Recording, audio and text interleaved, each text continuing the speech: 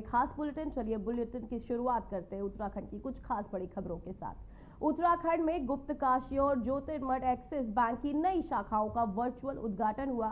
वहीं आपको बताते चले, वर्चुअल कार्यक्रम में उत्तराखंड के मुख्यमंत्री पुष्कर सिंह धामी भी शामिल हुए।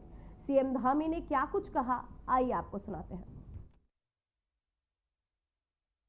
भाइयों बहनों, गुप्तकाशी और जोशीमठ ये दोनों ही शहर हमारे चारधाम यात्रा का प्रमुख हिस्सा है, जहां पर पूरे देश दुनिया से चारधाम यात्री आते हैं, श्रद्धालु आते हैं और उनका केंद्र बन जाता है। जैसा आप जानते हैं, गुप्तकाशी हमारा केदारनाथ यात्रा का प्रमुख पड़ाव होता है। उसी प्रकार से जोशीमठ भी, जहां भगवान नरसिंह जी विराजमान हैं, और शीतकालीन में भगवान बद्री विशाल जी का भी वो हमारा गद्दी स्थल होता है। तो ऐसे दोनों ही स्थान हमारे बड़े महत्वपूर्ण हैं। प्रत्येक वर्ष इन दोनों ही स्थानों पर, जहां बाबा केदारनाथ और भगवान बद्री विशाल के दर्शन के लिए इन्हीं स्थानों से लोग होकर जाते हैं। ऐसे में इन स्थलों पर बैंकिंग सुविधाओं का नेटवर्क न केवल चारधाम यात्रा में आने वाले श्रद्धालुओं और पर्यटकों के लिए बहुत सुविधाजनक होगा, उनके लिए उपयोगी होगा, बल्कि वहां के स्थानीय लोगों के लिए भी, व्यापारियों के लिए, होटल व्यवसायियों के लिए, परिवहन संचालकों के लिए, किसानों के लिए, ढाबे वालों के लिए, आसपास के क्षेत्र वाले लोगों के लिए बहुत सहायक सिद्ध होने वाला है।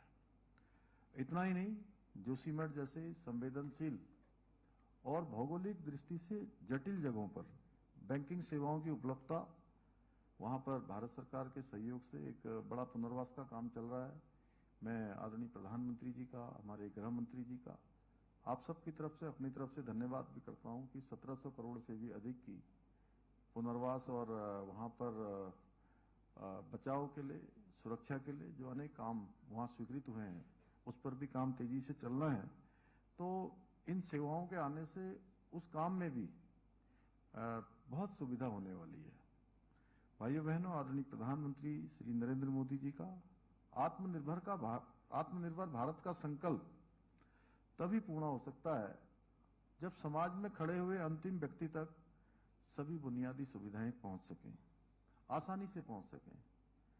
आत्मनिर्भर भारत के साथ साथ विकसित भारत का संकल्प भी हम सबको पहुंचाना है, क्योंकि भारत तभी विकसित भारत होगा जब हर राज्य विकसित होगा, और राज्य तभी विकसित होगा जब राज्य के सभी स्थान विकसित होंगे, चाहे वो जिला मुख्यालय हो, तहसील मुख्यालय हो, हमारे ब्लॉक मुख्यालय हो, हमारी न्याय पंचायतें हों और हमारी ग्राम पंचायतें हों। हम सबके सामने प्रधानमंत्री जी ने एक बड़ा लक्ष्य रखा है, और उस विकसित भारत के अभियान में, विकसित भारत के संकल्प में हम सबको भी सहभागी बनना है। कि मैं बड़ी बधाई देता हूं एक्सिस बैंक को। अनेक शाखाएं आपने दूरस्थ से दूरस्थ क्षेत्रों में खोली हैं और लगातार आप सेवाओं का विस्तार कर रहे हैं। अभी यहां आने से पहले चौधरी साहब के साथ, उनकी टीम के साथ मेरा कुछ देर के लिए बैठना भी हुआ।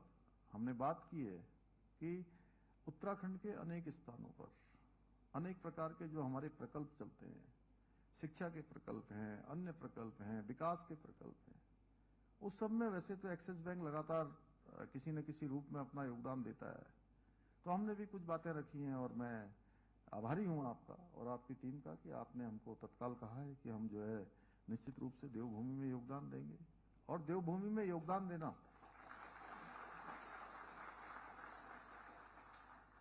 देवभूमि में योगदान देना और देवभूमि में काम करना, देखिए, जन्म लेने पर तो किसी का अधिकार नहीं है। जन्म तो जिसका भी जहां भी होगा भगवान की कृपा से होगा, ठीक है ना? उस पर किसी का जन्म कहीं भी हुआ हो देश में, और जहां देवभूमि, उत्तराखंड देवभूमि है, वहीं अगर पूरी भारत भूमि को कहेंगे तो पूरी भारत भूमि भी पवित्र भूमि और देवभूमि है।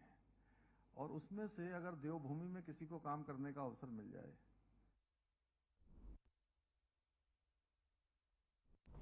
तो वही उत्तराखंड एक पहाड़ी राज्य है जिसे देवभूमि कहा जाता है। पर्यटन स्थलों जैसे चारधाम यात्रा, कैची धाम हरिद्वार, ऋषिकेश, नैनीताल और मसूरी की वजह से यहाँ हर साल करोड़ों श्रद्धालु और पर्यटक आते हैं। मुख्यमंत्री पुष्कर सिंह धामी ने केंद्र सरकार से मांग की है कि उत्तराखंड को केंद्र से मिलने वाली आर्थिक सहायता केवल राज्य की स्थायी जनसंख्या के आधार पर न दी जाए। उन्होंने कहा कि बाहर से आने वाले करोड़ों लोगों का भार भी राज्य पर पड़ता है, इसलिए केंद्र सहायता का आधार कुल जनसंख्या के साथ साथ पर्यटकों के, तीर्थयात्रियों के भार को भी बनाया जाए। सीएम धामी ने यह बात 16वें वित्त आयोग को और नीति आयोग के सामने रखी है और उन्होंने इस पर सकारात्मक प्रतिक्रिया भी मिली है।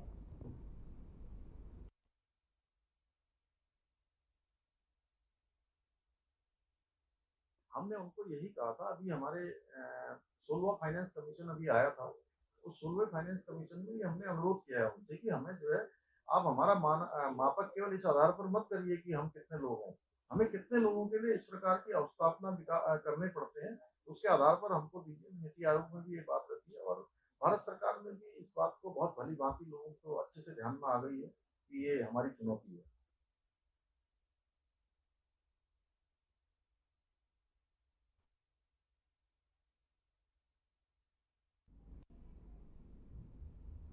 तो वही उत्तराखंड के मुख्यमंत्री पुष्कर सिंह धामी ने गुरुवार को मुख्यमंत्री आवास पर कैची धाम मेले की व्यवस्थाओं को लेकर उच्च स्तरीय बैठक की। मुख्यमंत्री ने मेले के तत्कालीन, मध्यकालीन और दीर्घकालीन प्रबंधन के निर्देश दिए ताकि श्रद्धालुओं को सुरक्षित, सुव्यवस्थित और बेहतर सुविधाएं मिल सके। तो वही धामी ने ट्रैफिक व्यवस्था दुरुस्त करने के लिए भवाली पेट्रोल पंप के आगे कटिंग कार्य को दुरुस्त कर पूरा करने को कहा है। साथ ही बैठक में जिलाधिकारी नैनीताल से ने जानकारी दी है कि कैची धाम में श्रद्धालुओं की संख्या में हर साल तेजी से इजाफा हो रहा है। इस बार 2.5 से 3 लाख श्रद्धालुओं की आने की संभावना है, जिससे पंजीकरण व्यवस्था और भीड़ नियंत्रण के लिए नए उपायों की तैयारी की जा रही है। साथ ही मुख्यमंत्री ने स्पष्ट किया कि कैची धाम जैसे स्थलों के लिए स्थायी प्रबंधन प्रणाली जरूरी है, जिससे भविष्य में भी भीड़ और पर बेहतर नियंत्रण और सुविधा प्रबंधन हो सके।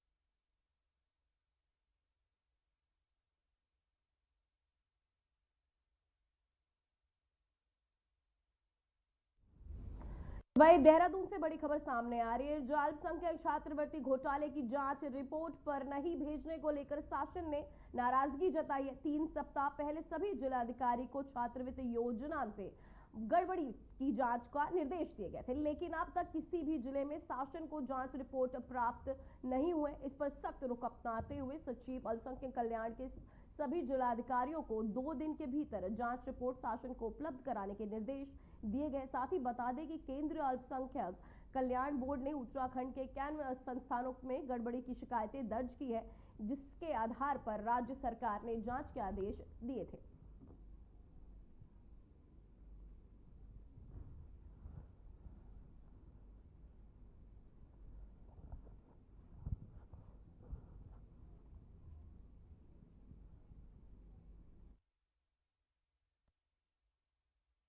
वक्त हो चुका है एक छोटे से ब्रेक का।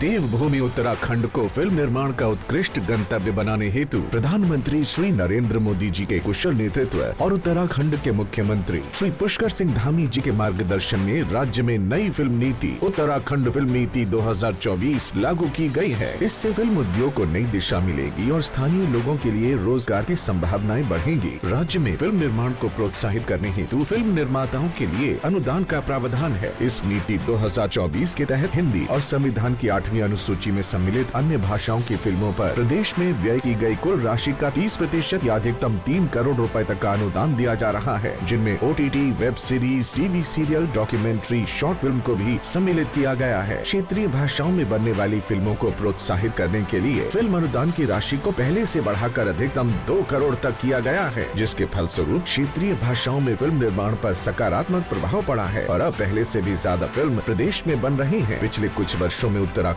को कई राष्ट्रीय फिल्म पुरस्कारों से भी सम्मानित किया गया है। उत्तराखंड में प्राकृतिक सुंदरता, धार्मिक स्थान और ऐतिहासिक स्थल फिल्म निर्माताओं को आकर्षित कर रहे हैं। राज्य में शूटिंग को बढ़ावा देने के लिए फिल्म विकास परिषद द्वारा ऑनलाइन सिंगल विंडो सिस्टम द्वारा निःशुल्क अनुमति प्रदान की जा रही है। राज्य सरकार फिल्म निर्माण को बढ़ावा देने और स्थानीय प्रतिभाओं को प्रोत्साहित करने के उद्देश्य से फिल्म सिटी और फिल्म संस्थान स्थापित करने की योजना बना रही है। इस नीति के तहत 3T यानी टैलेंट, टेक्नोलॉजी और ट्रेनिंग के तीनों पक्षों पर बल देते हुए 360 डिग्री इकोसिस्टम बनाया जा रहा है, जिससे स्थानीय युवाओं को फिल्म उद्योग में काम करने के लिए तैयार किया जा सकेगा और प्रशिक्षित पेशेवरों के लिए फिल्म और मीडिया उद्योग में काम करने के अवसर बढ़ेंगे। राज्य में फिल्म निर्माण के लिए विकसित किया जा रहा इंफ्रास्ट्रक्चर जैसे शूटिंग स्टूडियोज, प्रोडक्शन हाउसेज न केवल फिल्म उद्योग को बल देंगी बल्कि राज्य में अन्य निवेशकों को भी आकर्षित करेंगी। राज्य सरकार फिल्म निर्माण उद्योग को प्रोत्साहित करने और इसके विकास में सहयोग करने को प्रतिबद्ध है।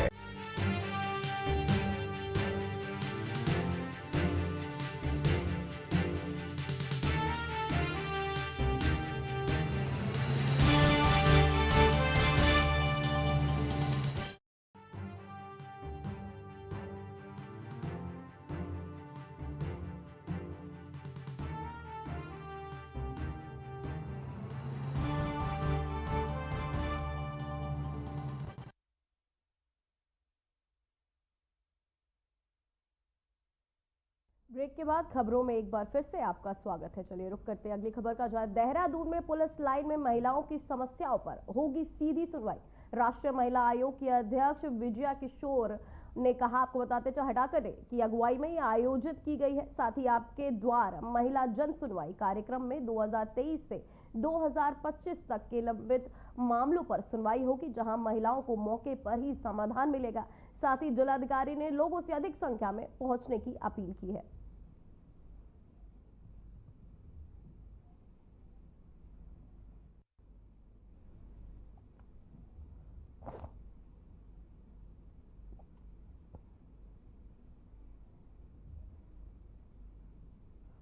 तो वहीं लोकसभा अध्यक्ष ओम बिरला मसूरी पहुंचे हैं, जहां मसूरी स्थित लाल बहादुर शास्त्री राष्ट्रीय प्रशासन अकादमी में प्रशिक्षु IAS अधिकारियों को लोकसभा अध्यक्ष ओम बिरला ने संबोधित करेंगे। साथ ही कार्यक्रम को लेकर सुरक्षा के पुख्ता इंतजाम भी किए गए। प्रशासनिक सेवा के नवाचार और लोकतांत्रिक मूल्यों पर फोकस भी होगा। तो वहीं आपको बताते चले कि प्रशिक्षु अफसरों को करेंगे संबोधित। लोकसभा अध्यक्ष का ये उत्तराखंड दौरा है। मसूरी में संबोधित करेंगे ओम बिरला। तो वहीं मोदी सरकार के 11 साल पूरे होने के अवसर पर आज राजधानी देहरादून में बीजेपी के तहत कार्यक्रम का आयोजन किया जा रहा है। इस कार्यक्रम में उत्तराखंड के मुख्यमंत्री पुष्कर सिंह धामी मुख्य अतिथि के रूप में शामिल होंगे। तो वहीं शाम 4 बजे होने वाले इस आयोजन में बीजेपी महानगर के कार्यकर्ता, पदाधिकारी और प्रबुद्ध जनों की भागीदारी रहेगी। साथ ही बीजेपी प्रदेश प्रवक्ता कमलेश रमन ने बताया कि केंद्र सरकार की योजनाओं को आम जन तक पहुंचाने और जन जागरूकता के लिए पूरे प्रदेश में ऐसे आयोजन हो रहे हैं। तो वहीं देहरादून का यह आयोजन भी उसी कड़ी का हिस्सा है, जिससे सरकार की उपलब्धियों का जनमानस से साझा किया जाएगा।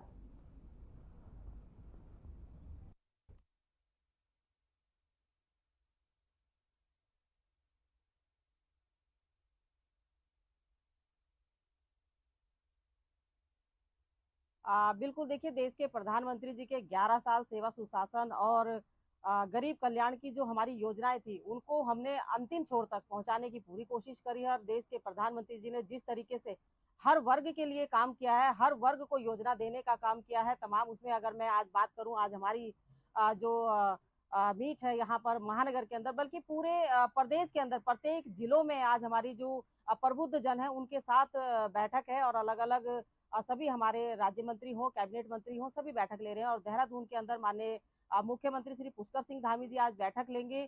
और ये एक ऐसी बैठक है जिसमें देश के प्रधानमंत्री जी ने जो हमारे प्रबुद्ध जनों के लिए क्या क्या किया है, चाहे उसमें हमारा व्यापारी वर्ग हो, शिक्षक हो, प्रोफेसर हो, डॉक्टर हो, तमाम जितने भी वर्ग हमारे प्रबुद्ध यहाँ पर आते हैं देश के अंदर या प्रदेश के अंदर या जिले के अंदर, उन सब के साथ बैठ करके कि हमने क्या खोया, क्या पाया और बेहतर हम क्या कर सकते हैं, उन सब के विचार विमर्श को लेकर के देश के प्रधानमंत्री तक पहुंचाया जाएगा, ताकि हम और बेहतर देश के लिए, समाज के लिए और इस दुनिया के लिए क्या कर सकते हैं। मुझे लगता है कि इसलिए आज पूरे देश के अंदर इस तरह की बैठकें चल रही है।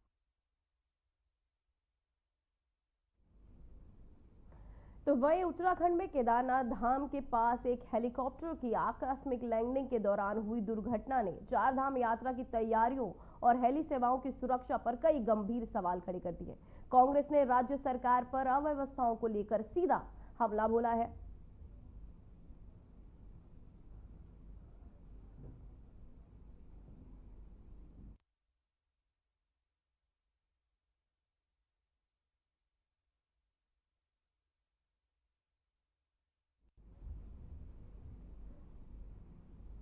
तो वही देहरादून में अपात्र लोगों के नाम पर बने राशन और आयुष्मान कार्ड को लेकर जिला प्रशासन सख्त हो गया है। जिलाधिकारी ने सभी कार्ड धारकों को क्षेत्रवार सत्यापन कराने के निर्देश दिए हैं। इसके तहत खाद्य और पूर्ति विभाग की टीम गठित कर घर घर जाकर जांच करने को कहा गया है। वही मुख्य चिकित्सा अधिकारी से 15 दिनों में आयुष्मान कार्ड धारकों की रिपोर्ट मांगी गई है।